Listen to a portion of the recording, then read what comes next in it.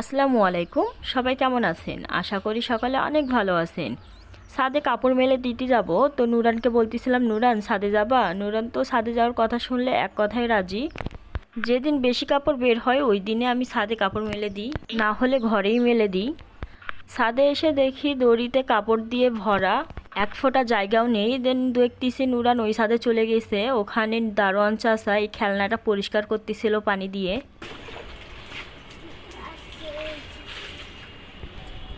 মাটি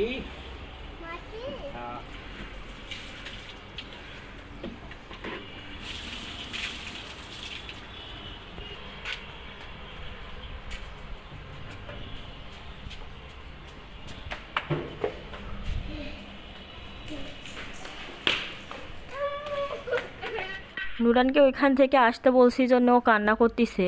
এইদিকে আমার কাপড় মেলে দেওয়াও শেষ। যাদের বারান্দা আছে তাদের একটু সুবিধা হয় কাপড় মেলে দিতে, বাট আমাদের তো বারান্দা নেই, তাই কষ্ট করে বেশি কাপড় হইলে ছাদে আসতে হয়।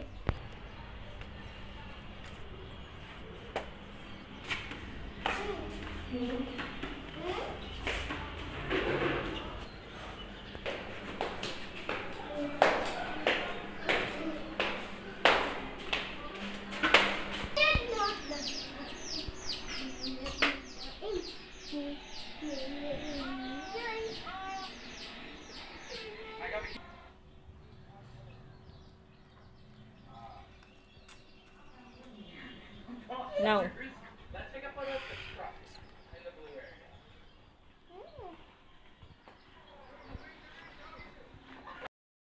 আমি তো মনে করেছিলাম এবার বাংলাদেশে 30টা রোজা হবে, বাট হঠাৎ করে রাত 11টার পর শুনতে পাই সৌদি আরবে নাকি চাঁদ উঠেছে আর কালকে সৌদিতে ঈদ। এই কথা শুনে তো আমার মাথায় আকাশ ভেঙে পড়ে। বাড়িতে একটা কাজও হয়নি। আর এইদিকে ভেবেছিলাম নুরানের চুল 29 রোজায় কাটাবো, বাট হাতে সময় না থাকার কারণে রাত 12টার পরে ওকে নিয়ে বের হয় চুল কাটানোর জন্য। ঈদের সময় চুল কাটানোর জন্য লাইন ধরে দাঁড়িয়ে থাকতে হয়। আসার সময় একটু লাইটিংগুলো ভিডিও করতেছিলাম। এখানে তো প্রত্যেকটা অলিতে গলিতে রং বেরঙের এইরকম লাইটিং লাগিয়েছিল, দেখতে মাশাআল্লাহ অনেক সুন্দর লাগতেছিল। ঘরে বসে থেকে বোরিং লাগলেও ঈদ মনে না হইলেও বাইরে বের হইলে ঠিকই ঈদ মনে হবে। আর এইটা হচ্ছে কবরের স্থান।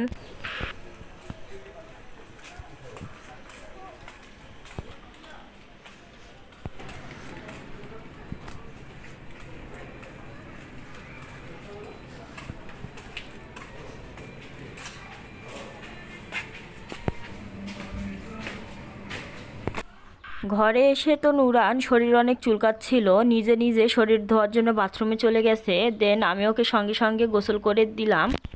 গোসল করার পর অনেক জিদ করতেছিল, কোক খাবে আর কাঁদতেছিল। দেন একটা কোক দিয়েছিলাম, বাট ওইখান থেকে আমি একটু কোক খেয়ে ফেলেছিলাম জন্য দেখুন কিভাবে কান্না করতেছে আর ওর বাবার কাছে বিচার দিচ্ছে যে আমু কোক খেয়ে ফেলেছে। আমি তো ঘুরে ফিরে বারবার ওর চুল কাটাটা দেখতেছিলাম। আমার তো কোনোবারই ওর চুল কাটা পছন্দ হয় না। সব সময় বাড়িতে এসেই নুরানের চুল কাটে দিয়ে যায়, বাট এবার সময় না থাকার কারণে আমরা বাইরে নিয়ে গিয়েছিলাম। আমার চুল কাটা পছন্দ হয় না জন্য ওর বাবা আমাকে বলতেছিল যে তুমিও চলো। দেন আমি সঙ্গে গিয়েছিলাম। ও তো ঠিকভাবে চুল কাটতেই দেয় না। প্রথমত একটু বসে থাকলেও মাঝের দিক দিয়ে কান্নাকাটি শুরু করে দেয় আর চুল কাটতে দিতে চায় না। পরে জোর জুলুম করে কাটাতে হয়। কোক তো খেয়ে ফেলেছে, বাট শুধু বাকি আছে বোতলটা খেয়ে ফেলা। ভিডিওটা এই পর্যন্ত। সবাই ভালো থাকবেন। আল্লাহ হাফেজ।